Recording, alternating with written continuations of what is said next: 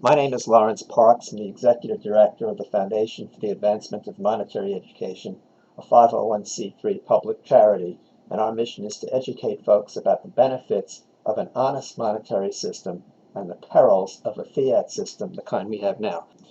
Now, this is a subset of a presentation I've been making for quite a while here in the East called Collapse of the Dollar, Monetary Malfeasance, Resurrection of Gold, Reasserting the Monetary Powers and Disabilities of the Constitution. And there are three takeaway points that folks should get from this presentation. It's basically a picture show.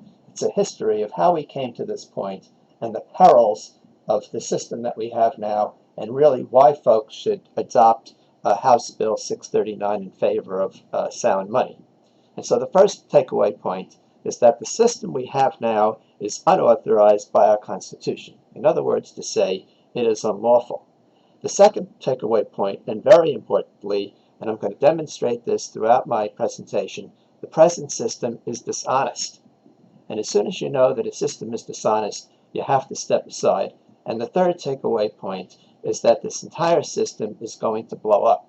And the reason you can be absolutely certain that it's going to blow up is because there is no longer any market-based self-correcting mechanism for increasing financial leverage, for increasing debt, and increasing the money supply. And the sciences, which is where I come from originally, a self-correcting mechanism is what scientists call a negative feedback loop. And any scientist, any engineer, cross-culture, cross-time, 100% will confirm to you that any system without a negative feedback loop blows up.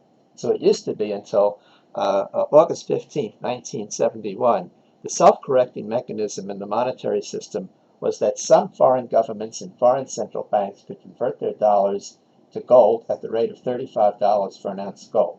And after President Nixon defaulted on the sovereign promise to do that, now all hell broke loose, and you'll see later on in the presentation the effect that this has had on the depreciation of the dollar and on our economy, and it's all to the negative.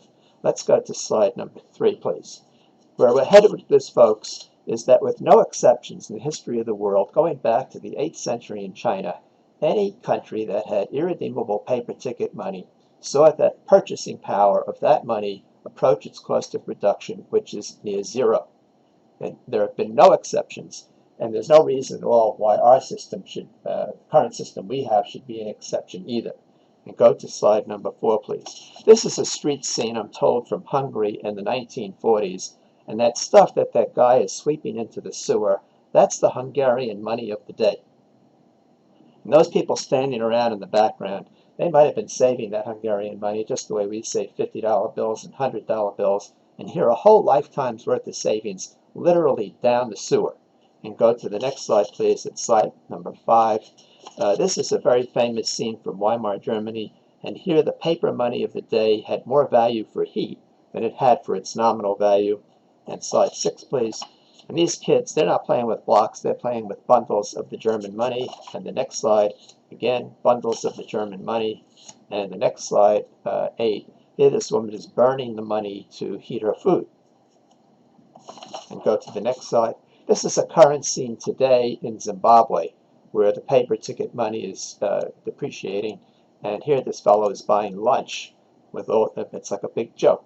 And go to the next slide, please. And this is a spoof showing you what happens to the paper money. It's a spoof because it has Federal Reserve Chairman Bernanke's picture on it, a $500 million bill. And notice also that these bills expire. I mean, they're not even good. Now, when the money collapses, folks, you can't imagine how quickly people try to convert it into something real. Go to the next slide, please. This is a supermarket scene in Zimbabwe. And a couple of weeks ago, I made a presentation. There was somebody in the audience from Russia who in 1998, when the Russian ruble collapsed, he said everything was okay in the morning. In the afternoon, it was over. So it's like a swarm of locusts, swoop down, and people go into a panic to convert their money into whatever they can convert. The money does not depreciate slowly. In 1997, then Federal Reserve Chairman Greenspan gave a remarkable speech in Belgium. He gave it in FedSpeak. And one of the things that he brought up in this lecture, 5 times he mentioned that the Federal Reserve can create money and will create money his exact words, without limit, in order to bail the banking system should the need arise. He also spoke about subsidies to the banking system. I mean, why are we, by definition, a subsidy is wealth transfer. And also, the banking guys are richer than the rest of us. Why are we transferring wealth from ordinary poorer people to richer people? But the question that this raised for me, and I wrote a little book about it, it's called What Does Mr. Greenspan Really Think? It's a free download off the fame.org website, or if you don't want to print it out, you can get it from Barnes & Noble. What this meant to me is that if the Federal Reserve can print money or create money without limit, what happens to the purchasing power of money that exists, that people have saved? And more importantly, what happens to the purchasing power of money that's been promised for future payment? And the answer is that purchasing power goes to zero. Go to the next slide, please. There's only one politician at the national level who's raised any of these issues, and that's Congressman Ron Paul, our hero in the Congress from Texas. He is the only one to talk about the depreciation of the dollar and the perils of the fiat money. And typically what the financial guys have done is they've tried to position him as if he's some kind of kook. Well, Dr. Paul has this correct.